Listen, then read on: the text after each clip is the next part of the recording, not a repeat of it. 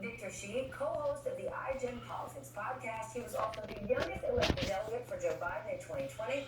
And my friend Juanita Tolliver, a veteran political strategist to progressive candidates and causes.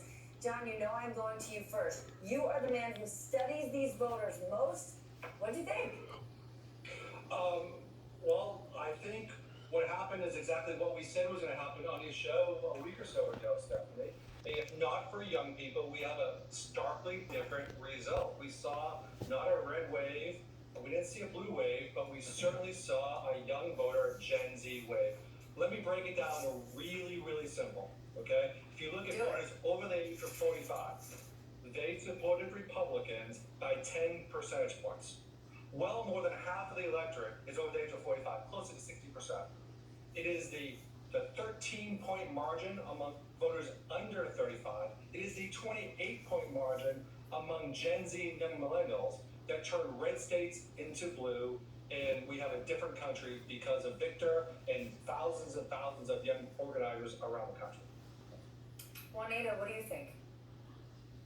I think they showed up and showed out at historic rates, and I also appreciate the demographic breakdown that you put on earlier, with 89% of Black youth voters supporting Democrats, 68% of Latino voters supporting Democrats. If nothing screams court Gen Z, court youth voter loud as this, I don't know what other bat signal we could send Democrats, because in addition to the praise that we're hearing from the president and from Democratic leaders, they also need to be courted with substantive investments in legislation, whether that's related to climate change, abortion rights, LGBTQ rights, more student loan debt relief. All of that needs to continue happening, because if nothing else, Democrats have to sustain this attraction with Gen Z voters and youth voters in order to have a continued impact in politics going forward.